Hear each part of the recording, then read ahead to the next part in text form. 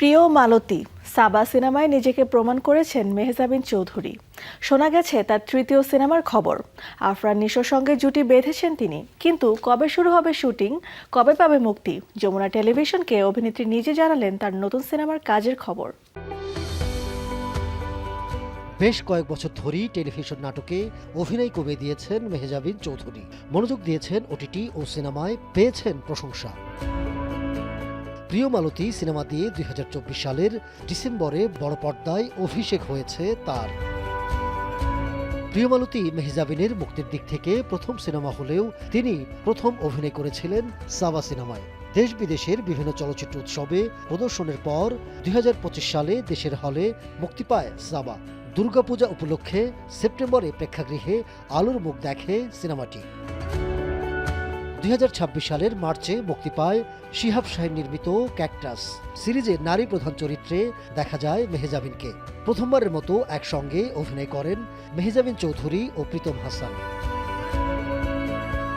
এরপর শোনা যায় মেহজাবিনের তৃতীয় সিনেমার খবর। পুলসিরাত নামে একটি রোমান্টিক থ্রিলার সিনেমায় অভিনয় করবেন তিনি। সিনেমাটি নির্মাণ করবেন ভিকি জাহেদ। বাংলাদেশ চলচ্চিত্র পরিচালক সমিতিতে তালিকাভুক্ত করা হয়েছে সিনেমাটির নাম। প্রযোজনা করবে আলফা আই। সামাজিক মাধ্যমে দেখা গেছে সেই ছবিও। মেহজাবিনের নতুন সিনেমা নিয়ে এই সবই পুরনো খবর, তবে নতুন খবর জানালেন অভিনেত্রী নিজে। কাজ চলছে এবং এখন তো দেখা যায় আসলে প্রত্যেক জিনিসের ঘোষণাগুলো খুব ঘটা করেই হয়, তো আমি হয়তো বা একা বলতে পারবো না। যখন সময় আসবে আমরা সুন্দর করে অ্যানাউন্সমেন্ট করব।